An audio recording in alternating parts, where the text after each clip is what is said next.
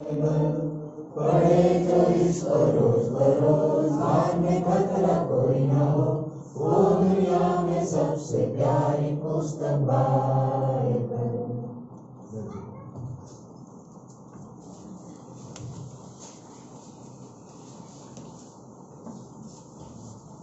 पिछले करीब 1 साल से हम बहुत ही कठिन परिस्थितियों में से गए, और इन परिस्थितियों में 2 शब्द हैं जो बार बार हर रोज हम सुनते थे। एक है महामारी और दूसरा लॉकडाउन। ये महामारी से और लॉकडाउन से मैंने 2 पाठ सीखे। मैं इसको बेहतरीन में भी शेयर किया कि नहीं किया मुझको भी याद नहीं है, लेकिन आपके साथ शेयर करने का बर्डन प्रभु ने दिया है।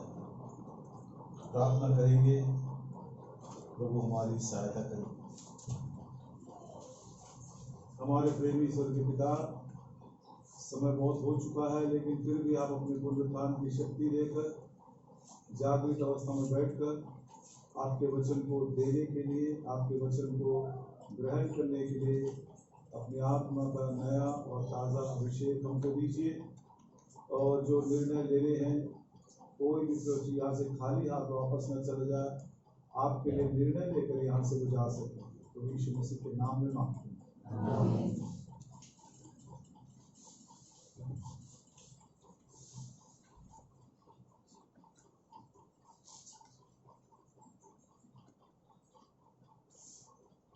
एक पाठ जो मैंने सीखा है कि ये संसार हमारा घर नहीं है। This world is not our home. ये बात सब बोलते थे, मैं भी बोलता था, लेकिन ये संसार मेरा घर नहीं है। ये लॉकडाउन में ही सीखा मैंने वचन के द्वारा। आरंभ में जब परमेश्वर ने संसार की सृष्टि की थी, तो एक छोटा सा जगह अलग किया, उसको बाड़ा बांधकर एक बगीचे के समान आदम को वहां पर रखा। तो मैं सोचने में मजबूर हुआ कि ये आदम को कहीं पर भी रख सकता था। उस समय तो ना कोई पाप था, ना कोई अशुद्धता थी, ना कोई पोल्यूशन, कुछ भी नहीं था। वहीं पर क्यों रखा? और किसी जगह में रख सकता था। मतलब घर का जो विचार है हमारे परमेश्वर के मन में उत्पत्ति से है। जगत की उत्पत्ति से ही उसके मन के अंदर ये विचार है कि एक घर होना चाहिए, एक घराना होना चाहिए। There must be a home, there must be a family. अब दूसरा कदम हम ये भी जानते हैं कि थोड़े दिनों के बाद आदम को उसी घर से परमेश्वर ने निकालकर हटाकर बाहर कर दिया। क्यों भाई? जिस घर को परमेश्वर ने बना कर दिया था, उसी घर से उसको क्यों निकाल दिया? इसलिए निकाल दिया क्योंकि आदम ने पाप किया। मतलब जो पाप करता है वो घर में नहीं रह सकता, और जो पाप करता है वो घर से निकल जाता है, और वो घर के बाहर क्या है? सिर्फ दुनिया है। महामारी के संदर्भ में ध्यान से सुनिएगा। हमको जब महामारी लग गई थी, तो हमको भी अपने घर से निकालकर क्वारंटीन में डाल दिए, लॉकडाउन कर दिए। मतलब बाहर मत निकलना बिल्कुल। और जिस दिन वो महामारी का जो वो जड़ है, कीटाणु बोलिए, वायरस बोल, कुछ भी बोले, जिस दिन उसका निवारण हो गया, चंगा, तब हमको घर में लाकर छोड़ दिए। जिसको वायरस लग गया उसको लॉकडाउन में डाल दिए, और जिसको वायरस से छुटकारा मिल गया, लॉकडाउन से छुटकारा पाकर घर वापस आया। ठीक ऐसा ही ये वायरस कोविड-19 से भी ज्यादा खतरनाक है, पाप है, जिसको हम एक वायरस के समान बोल सकते हैं। यही वायरस ने आदम को अपने घर से बाहर निकाल दिया, और वो दुनिया के लॉकडाउन में पड़ा हुआ है। असल में ये दुनिया क्यों घर नहीं मालूम? ये दुनिया हमारे लिए लॉकडाउन है, एक तालाबंदी है। और यदि पाप के वायरस से छुटकारा नहीं मिला, तो एक एवरलास्टिंग लॉकडाउन, अनंत काल के लिए एक तालाबंदी है, जिसको नरक की अग्नि बोलते हैं। वहां पर चले जाएंगे, और वहां से एक बूंद पानी नहीं मिलेगा, वहां से कोई इस तरफ आ भी नहीं सकता है। 2 दिन की, 4 दिन की, 60 साल की लॉकडाउन नहीं। जिन्होंने पाप के महामारी से, पाप के उस कीटाणु से छुटकारा नहीं पाया, वो तो घर में वापस नहीं आ सकता। और उसके एवज में 60-70 सालों की जो टेम्पररी लॉकडाउन ये दुनिया में है, अब यहीं पर मरकर अनंत काल के लॉकडाउन में, एवरलास्टिंग लॉकडाउन, नरक की अग्नि में हम चले जाएंगे। आप यदि उद्धार नहीं पाए हैं, पापों की क्षमा का निश्चित अनुभव नहीं है, पाप के वायरस से मुझको छुटकारा मिल गया है, ये यदि हमको आश्वासन नहीं मिला, आज प्रभु आपको उस महामारी से, असल में कोविड-19 महामारी नहीं है, बहुत सारे डॉक्टर्स लोग चैलेंज कर रहे हैं, बड़े बड़े साइंटिस्ट को, बड़े बड़े लोगों को, हम आपको चैलेंज करते हैं प्रूव करने के लिए कोविड-19 महामारी है। नहीं है, महामारी नहीं है वो असल में महामारी पाप है। छोटे बच्चों से लेकर बड़े बुजुर्ग तक सबको पाप का रोग लगा हुआ है, कोई भेद की बात नहीं। हम थोड़े लोगों ने पाप किया, नगर के लोग करते ही नहीं है, ऐसा लिखा है बाइबल में। कोई भेद की बात नहीं, पूना के लोग जितना करते हैं नगर के लोग उतना ही करते हैं, सबके सब पाप में जन्मे हैं, सबके सब, कोई भेद नहीं। हम सबों ने पाप किया, एक भी धर्मी नहीं, कोई भी नहीं। असल में महामारी को समझना है तो पाप को देख लीजिए, वो असल में महामारी है। यो पाप में जिसने मुझको अपने घर से बाहर कर दिया, वो पाप जिसने मुझको ना केवल घर से निकाला लेकिन दुनिया के तालाबंदी में मुझको दुनिया में बांध कर रखा है। प्रभु यीशु मसीह दुनिया में आते समय बोले, मैं तुमको छुटकारा देने आया हूं, यदि पुत्र तुम्हें स्वतंत्र करे तो तुम सचमुच में स्वतंत्र हो जाओगे। ये पाप के महामारी से छुटकारा देकर, ये दुनिया की तालाबंदी से छुटकारा देकर एक बार फिर प्रभु हमको अपने घर में इकट्ठा करने के लिए आया है। ये दो भाग है, एक ही भाग बोल सकूंगा, दूसरा भाग प्रभु ने चाहा तो कभी दूसरे बार यदि आप निमंत्रण दोगे तो।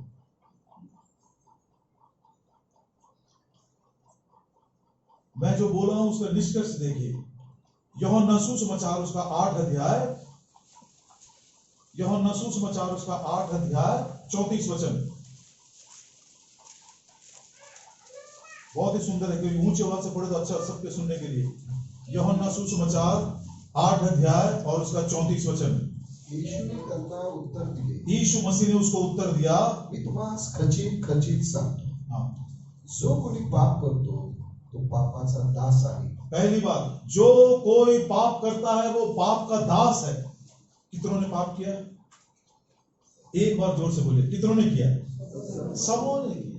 दूसरा विचार 35 वचन, आणि दास सर्व काळ घरात राहत नाही। कितना दास, पाप का दास घर में नहीं रह सकता। इसीलिए आदम ने जब पाप किया तो उसको घर से निकालकर बाहर कर दिया, और आज मनुष्य अदन की वाटिका ढूंढ रहा। मालूम आपको, घर से तो निकल गया लेकिन अदन की वाटिका ढूंढ रहा। कहां मिला उसको बताइए? दुख की बात है, बोलने के लिए भी अच्छा नहीं लगा। सदोम और गमोरा को देखा तो उसको अदन की वाटिका जैसा दिखाई दे रहा, इसीलिए वहां पर टेंट बांध कर वहां रह रहा है। पढ़िए उत्पत्ति की किताब उसका 13 अध्याय, उत्पत्ति की किताब और उसका 13 अध्याय और उसका 10 वचन। मग लोटाने आपले डोळे वर करून यार्देनेचे सर्व मैदान पाहिले की तेथे चोहीकडे पाणी भरपूर आहे। यहोवाने सदोम व गमोरा यांचा नाश करण्यापूर्वी सोराकडे तू जातोस त्या वाटेने लागणारे मैदान यहोवाच्या बागेसारखे, मिस्र देशासारखे। सदोम और गोमोरा यहोवाच्या बागेसारखे दिख रहा है। अरे तुझको घर से निकाल दिया तेरे पाप ने, ये संसार तेरा घर नहीं है। नहीं, सदोम और गमोरा में तू घर नहीं बना सकता। और यदि ये पाप के महामारी से छुटकारा देने के लिए प्रभु यीशु मसीह आया है, उसको यदि हमने अनुभव नहीं किया, प्रिय भाइयों बहनों, अनंत काल का तालाबंदी, एवरलास्टिंग लॉकडाउन, नरक की अग्नि में हम चले जाएंगे। ये डराने की बात नहीं है, ये आपके ऊपर दोष लगाने की बात नहीं है। मेरी भी हालत एक बार ऐसी थी, दया हो गई प्रभु की, मैं बच गया। प्रभु यीशु मसीह बोल रहे यूहन्ना के 8 और उसके 34 में, जो कोई पाप करता है वो पाप का दास है, और ये जो दास है घर में नहीं रह सकता। आगे पढ़िए यूहन्ना सुसमाचार 8 अध्याय और उसका 35 वचन। आणि दास सर्व काळ घरात राहत नाही। दास हमेशा घर में रह नहीं सकता, पुत्र सर्व काळ, लेकिन पुत्र घर में रहेगा। पुत्र घर में रहेगा। प्रभु यीशु मसीह क्यों आए? 36 वचन 36।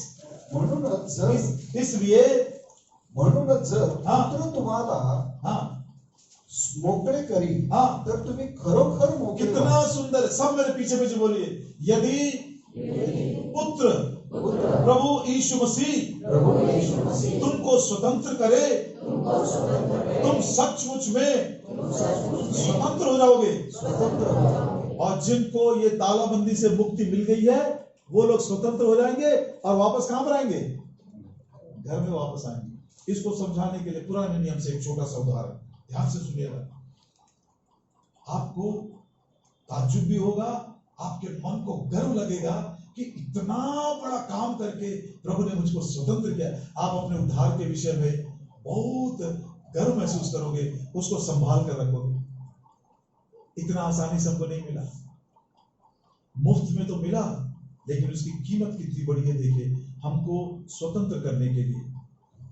दूसरा राजा उसका 4 अध्याय, दूसरा राजा और उसका 4 अध्याय, उसका पहला वचन। दूसरा राजा 4 अध्याय पहला वचन। आणि भविष्यवादाच्या मुलाच्या बायकातल्या एका बायकोने, एक मिनट, सबने खोल लिया? दूसरा राजा 4। यदि कोई खोलने में देर हो रही है तो कोई चिंता, इसलिए आपके लिए पढ़ रहे हैं। कुछ लोगों को तकलीफ जरूर होगा, कोई चिंता की बात नहीं। यदि समय पर नहीं खुलता ध्यान से सुनिएगा, नहीं तो दोनों मिस कर जाएंगे आप। पढ़िए दूसरा राजा 4 का 1। आणि भविष्यवादाच्या मुलाच्या बायकातल्या एका बायकोने अलीशाला रडून म्हटले, तुझा सेवक माझा नवरा मेला आणि तुझा सेवक यहोवाचे भय धरीत होता, हे तुला ठाऊक आहे, आणि सावकार माझे दोन्ही मुलगे दास व्हावे म्हणून त्यांना घ्यायला आला आहे। ये एक घटना हुई थी, ये कोई काल्पनिक नहीं है। एलिशा के दिनों में ऐसी घटना हुई थी। एक दिन सुबह सुबह एक विधवा दौड़ कर गई एलिशा के पास। एलिशा ने पूछा, बहन जी क्या हो गया? तो बोले, 2 साहूकार मेरे घर में आए हैं, वो मुझसे कह रहे कि तुम्हारे पति ने मरने से पहले कर्जा लिया था। तो मैंने पूछा कितना कर्जा? तो उन्होंने बोला इतना कर्जा लिए थे। तो बोला जल्दी से दे दो। बोले मेरे पास, मैं तो एक दासी हूं, मेरे पास देने के लिए कर्जा एक कौड़ी फूटी कौड़ी भी नहीं है। तो उन्होंने बोला ठीक है, यदि तुम कर्जा नहीं चुकाओगे, तुम्हारे दोनों बेटों को हम बंधुआ मजदूर होने के लिए, दास होने के लिए लेकर चले जाएंगे। कर्जा नहीं दिए तो दासत्व में चले जाएंगे। अब पाप का एक और बात यहां पर हमको मालूम पड़ रहा है। पाप एक कर्जा के समान है, और जिसको यदि चुकाया नहीं जाता है तो हम दासत्व में चले जाएंगे। Sin is not only a virus, but sin it is a debt, एक प्रकार का कर्जा है जिसको हम दे नहीं सकते। यदि वो कर्जा को नहीं उतारते हैं तो हमारे साथ साथ हमारे बाल बच्चे, हमारा पूरा परिवार दासत्व में चला जाएगा। और यदि दासत्व में रहते रहते वो कर्जा को हम चुका नहीं सके, उसी दासत्व में वो मर जाएंगे, उनके जीवन का अंत भी हो जाएगा। प्रभु यीशु मसीह ने क्या कहा इसके विषय में? मरकुस सुसमाचार 10 अध्याय 45 वचन। मरकुस सुसमाचार 10 अध्याय 45 वचन। कारण मनुष्याचा पुत्रही सेवा करून घ्यायला आला नाही, सेवा करायला व पुष्कळांच्या खंडणी करता अपना जीव द्यायला आला है। कितना सुंदर है। प्रभु यीशु मसीह कहते हैं, मैं तुमसे सेवा करवाने के लिए नहीं आया, मैं खुद तुम्हारी सेवा करूंगा। मेज में भाग लेने से पहले हमने सुना कैसे प्रभु यीशु मसीह अपने बाहरी वस्त्र को निकालकर अंगोछा बांधकर चेलों के पांव को धो रहा है, उनके साथ संगति कर रहा है, उनके साथ सहभागिता कर रहा है, उनको वचन सुना रहा है, उनकी सेवा किया और कहता है सेवा करूंगा और अंत में तुम्हारे प्राणों की छुड़ौती का दाम मैं दूंगा। मैं तुम्हारे पाप के कर्जे का दाम चुकाने के लिए आया हूं इस दुनिया में।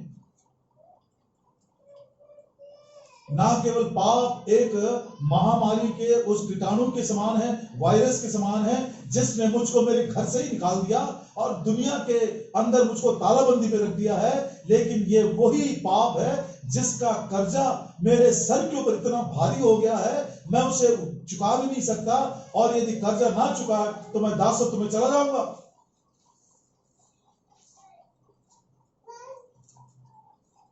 ये कर्जा पाप का कितना बड़ा है देखिए। मत्ती सुसमाचार उसका 18 अध्याय,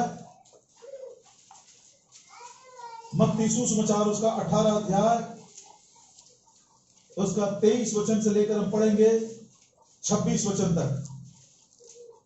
यास्तव आकाशाचे राज्य कोणा एका राजासारखे आहे, त्याला आपल्या दासापासून हिशोब घ्यावा असे वाटले। अपने दासों से हिसाब लेने के लिए राजा सबको बुलाया। आगे आणि तो हिशेब घेऊ लागला। हाँ, तेव्हा 5 कोटी रुपयाच्या देणेदाराला त्याच्याकडे आणले। कितना लिखा है? 5 कोटी। 5 कोटी नहीं है, वो ऐसे मराठी में उसने हमको समझाने के लिए लिख दिया, लेकिन ओरिजिनल बाइबल के अनुसार बोले 10,000 दिनार। कितना? 10,000। वो दिनार है कि क्या है मुझको नहीं, टैलेंट, इंग्लिश में टैलेंट्स बोले उसको। 10,000 टैलेंट्स याद रखिए। ठीक है, आगे कर्जा कितना है? 10,000 टैलेंट्स है। आगे 25 वचन। परंतु फेड करायला त्याच्याजवळ काही नसल्यामुळे हाँ, त्याच्या धन्याने आज्ञा दिली की त्याला आणि त्याची बायको, लेकरे यांना व जे काही त्याचे आहे ते विकावे व फेड करावी। देखिए कैसे मेरे पाप ने मेरे परिवार को भी बर्बाद कर दिया। कर्जा लिया, वो कहता उसको भी बेच डालो, उसकी पत्नी को भी बेच डालो, उसके बच्चों को भी बेच डालो। और उस समय उसने क्या किया? 26 वचन। यावरून हाँ, तो दास त्याच्या पाया पडून त्याला उसके पांव के ऊपर गिर पड़ा, आणि त्याला नमन करून नमन किया, प्रभु मला वागवून घे, हे प्रभु जी थोड़ा सा धीरज रख, बी पेशेंट विथ मी।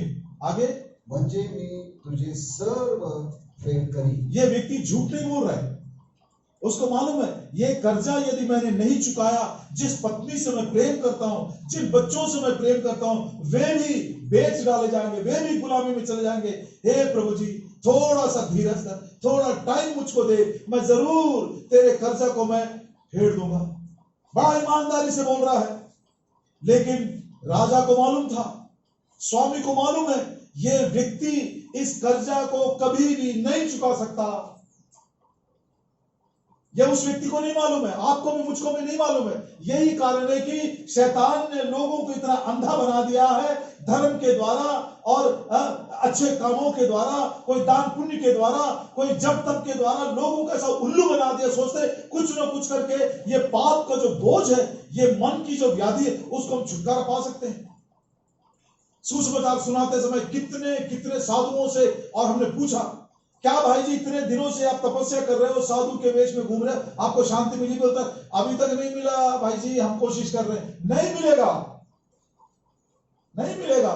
ये पाप का कर्जा इतना भयानक है, इतना बड़ा है कि कोई भी मनुष्य चाहकर भी उसको दे नहीं सकता। उस स्वामी को मालूम था, उसने दया में क्या किया? देखिए 27 वचन। तेव्हा त्या दासाच्या धन्याला हाँ, त्याचा कळवळा वो येऊन उसको खळबळा आया, उसके ऊपर दया हुई उसकी। आगे त्याने त्याला मोकळे केले। क्या कर दिया? क्षमा कर दे। क्षमा मांगा क्या? क्षमा मांगा क्या? क्षमा नहीं मांगा, देने की इच्छा कर रहा है, लेकिन स्वामी को मालूम था ये नहीं दे सकता। कितने कितने लोग कोशिश किए, परमेश्वर को मालूम था, इसलिए उसने अपने पुत्र प्रभु यीशु मसीह को भेजा। मैं तुमसे सेवा करवाने के लिए नहीं, तुम्हारी सेवा करके, तुम्हारे पापों के प्रायश्चित के लिए, तुम्हारे पाप के कर्जा का दाम चुकाने के लिए मैं इस दुनिया में आया। एक बात मालूम पड़ गया, स्वामी को मालूम है ये कर्जा चुका नहीं सकता है, इसको कितना भी टाइम दूंगा ये कर्जा चुका नहीं सकता है। इसलिए उसने बोला जा बेटा, तुझको समझ में नहीं आ रहा, तू टूटा हुआ है, तू अपने पत्नी और बच्चों से, परिवार से प्रेम करता है, तेरे विषय में मुझको बड़ी दया है, जा मैं क्षमा कर दिया, चला जा दुनिया से। मैं समझना चाहता हूं ये प्रभु यीशु मसीह के शब्द मेरे नहीं है, ये दृष्टांत वही बता रहा है। अब ये 10,000 टैलेंट्स जो है, इसका कितना बड़ा कर्जा है ये? 20 अध्याय उसका 1 और 2, इसी मत्ती सुसमाचार 20 अध्याय 1 और 2। कारण आकाशाचे राज्य एका घरधन्यासारखे आहे। हाँ, तो आपल्या द्राक्ष मळ्यात कामकरी मोलाने लावायला सकाळी बाहेर गेला। अच्छी बात है जी। आणि त्याने कामकऱ्याशी प्रत्येकाला रोजचा 1 रुपया देण्याचा ठराव करून त्यांना आपल्या द्राक्ष मळ्यात पाठवले। अच्छा ठीक है, चलो आपको इंग्लिश में बोलूं तो शायद कठिन हो जाएगा, ये मराठी की बाइबल लेते हैं। कर्जा कितना है? कर्जा कितना है? 5 कोटी है। एक दिन की मजदूरी कितनी है? 1 रुपया। साल में कितने दिन आते हैं? 365। 52-53 संडे निकाल दीजिए, संडे को काम नहीं है। महीने में 1 दिन तो बीमारी आएगी, उसको भी हम सिक लीव में डाल देते हैं। 365 में से 65 निकाल दीजिए, कितने दिन है? 300 दिन। एक साल में कमाया तो कितना मिला? 5 कोटि कमाने के लिए कितना लगेगा? 5 लाख साल। कितना? 10 साल। कितना साल? कितना साल बहन जी? 5 लाख साल। दुनिया भी इतनी पुरानी नहीं है। आप समझ में आया इसका कीमत कितना बड़ा है? पाप का कर्जा कितना भयानक है, कितना बड़ा है। अरे दुनिया की उम्र नहीं है 5 लाख साल। बाइबल के अनुसार दुनिया की उम्र क्या है? 6000 साल है। 6000 साल में मान लीजिए बिना छुट्टी लिए आप 6000 साल तक काम करते करते भी रहे, 1 करोड़ 8 लाख कमा सकेंगे। 1 रुपए के हिसाब से 5 करोड़ कब देंगे? इतना भयानक है ये पाप का कर्जा, जो मनुष्य अपने जीवन काल में दे नहीं सकता। इसलिए प्रभु यीशु मसीह आपसे और मुझसे प्रेम करके उस कलवरी के क्रूस के ऊपर हमारे पाप का कर्जा का जो दाम है उसको चुकाने के लिए आया है, और वो प्रभु यीशु मसीह का बहुमूल्य लहू है। भजन संहिता 49 7 और 8। भजन संहिता 49, Psalm 49। त्याच्यातील कोणाच्यानेही आपल्या भावाला खंडणी भरून सोडत नाही सोडा सकता। आगे, आणि त्याच्यासाठी देवाकडे खंडणी देवत नाही, क्योंकि उसके कारण त्याच्या जीवाची खंडणी बहुमोल आहे। कितना बहुमोल है बोल नहीं सकते। प्रिय भाइयों बहनों, यदि बिना उद्धार पाए आपने आधा उम्र बिता दिए हैं, 30 35 40 साल हो गई आपकी, लेकिन अभी तक उद्धार की निश्चयता नहीं मिली आपको, बाकी के बचे हुए 20-25 साल में आप अपने पाप का कर्जा उठा नहीं सकते। कर्जा नहीं देंगे आपको दासत्व में लिया जाएगा।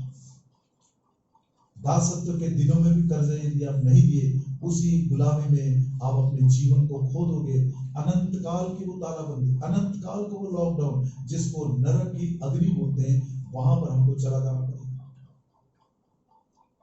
अब देखिए प्रभु यीशु मसीह कलवरी के क्रूस के ऊपर पतरस कहता है, तुम्हारा छुटकारा नाशमान सोने चांदी से नहीं हुआ, बैलों और बकरों के लहू से नहीं हुआ।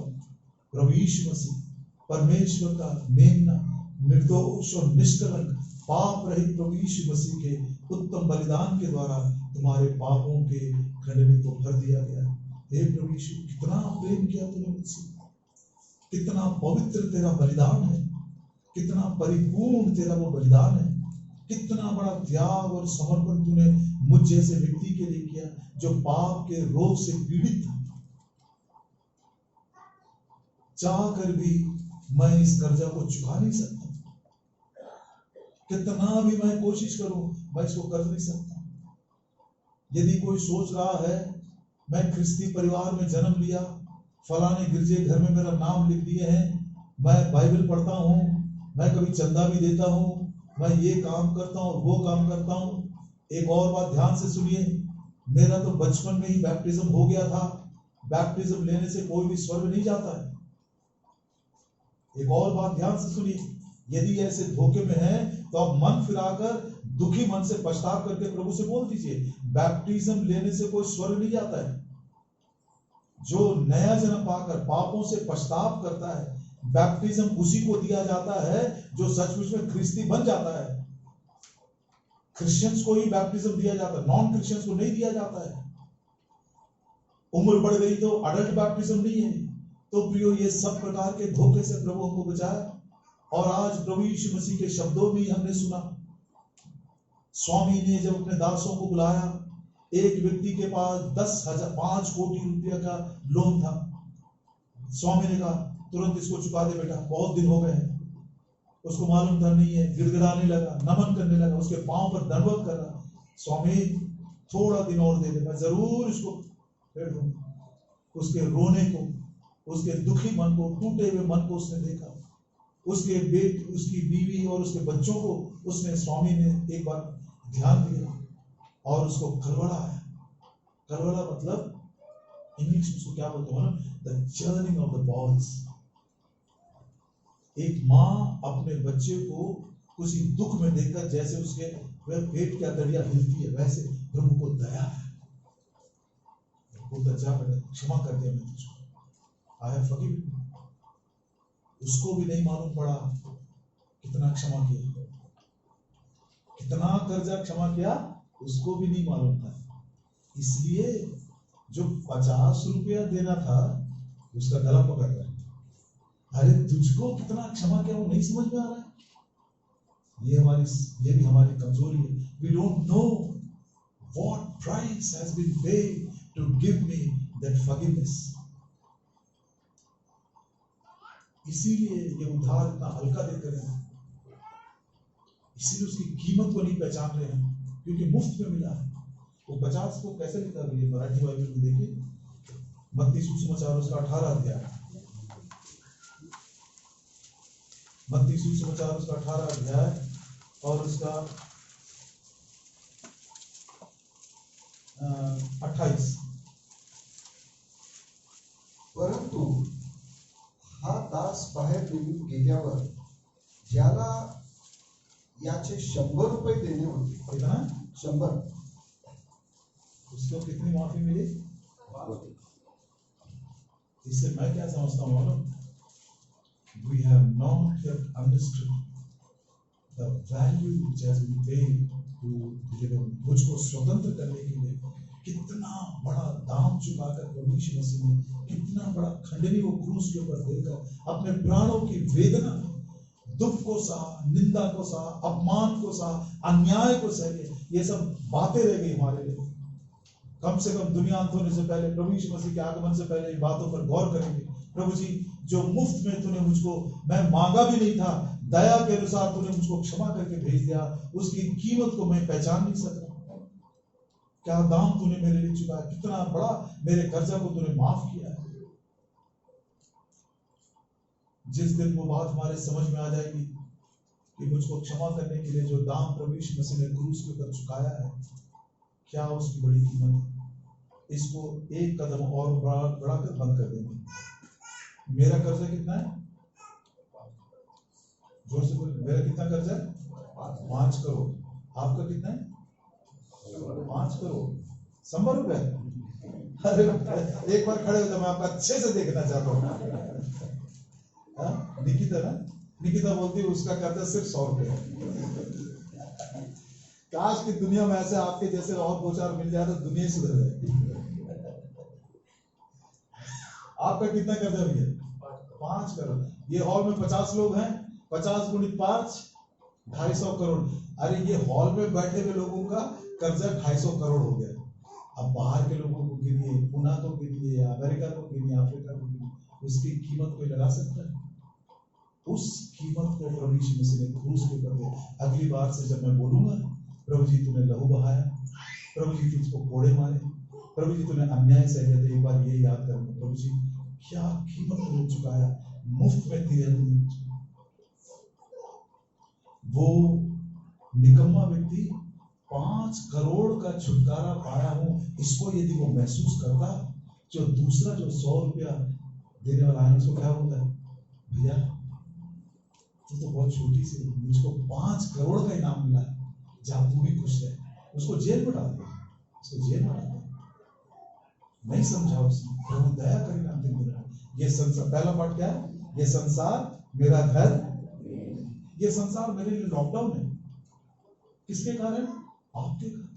लेकिन प्रभु यीशु मसीह जिस दिन खंडनी पर मुझको उसने कहा, जा बेटा तेरे पाप क्षमा हो, उस दिन मुझको उसने संसार के तालाबंदी से छुटकारा दिया, अपने घर में लेकर आया। यूहन्ना सुसमाचार 1 अध्याय 12 वचन। यूहन्ना सुसमाचार 1 अध्याय 12 वचन। परंतु जितक्याने त्याला अंगीकारले तितक्यांना, म्हणजे त्याच्या नावावर विश्वास ठेवणाऱ्यांना देवाची लेकरे होण्याचा अधिकार दिला। दास घर में नहीं रह सकता, लेकिन पुत्र सदैव घर में रहेगा। जितनों ने प्रभु यीशु मसीह को अंगीकार किए हैं वे सब के सब परमेश्वर के पुत्र कहलाते हैं। ऐसे पुत्रों को उसने अपने घर में, प्रभु का घराना कितना सुंदर है। अब जब हमको संसार से अलग करके प्रभु ने हमको अपने घर में लेकर आया, तो उसका दूसरा पार्ट, अब हम इस संसार के लिए यात्री और परदेशी है। कैसे? अब मालूम पड़ रहा है ये संसार सचमुच में मेरा घर नहीं है। तो बाकी का जीवन यात्री के समान, परदेशी के समान जीवन बिताते हुए जो घर मेरे लिए प्रभु स्वर्ग में तैयार कर रहा है, उस घर की मैं तैयारी करूंगा। वो घर में जाते तक यात्री और परदेशी के समान न केवल मैं जीवन बिताऊंगा, लेकिन प्रभु के घर में लूका सुसमाचार 1 अध्याय और 23 वचन के अनुसार उसकी सेवा भी करता हुआ मैं अपने घर में चला जाऊंगा। पढ़ लीजिए लूका 1:23। लूका 1:23।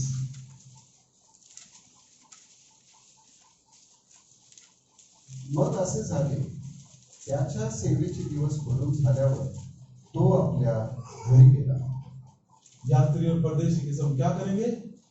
उसकी सेवा करते हैं। जो कुछ सेवा प्रभु ने उनको दी है, प्रभु के घर में भी, पड़ोसियों के बीच में, दुनिया वालों के लिए सुसमाचार सुनाते हुए, प्रेम प्रकट करते हुए, अपनी गवाही देते हुए सबको बोलिए 5 करोड़ का मैं कर्जदार था, प्रभु ने मुझको क्षमा कर दिया, स्वतंत्र कर दिया, मेरे भाव को मुक्त कर दिया, संसार से अलग कर दिया, ये तालाबंदी से छुटकारा दे दिया, पाप के उस वायरस से मुझको धोकर शुद्ध कर दिया, नया जीवन दिया। तो बाकी के दिन उसी की सेवा करता हुआ, एक यात्री और परदेशी के समान जीता हुआ मैं अपना घर, मेरा घर जो प्रभु यीशु मसीह मेरे लिए तैयार कर रहे हैं, वहां पर मैं चल सकता।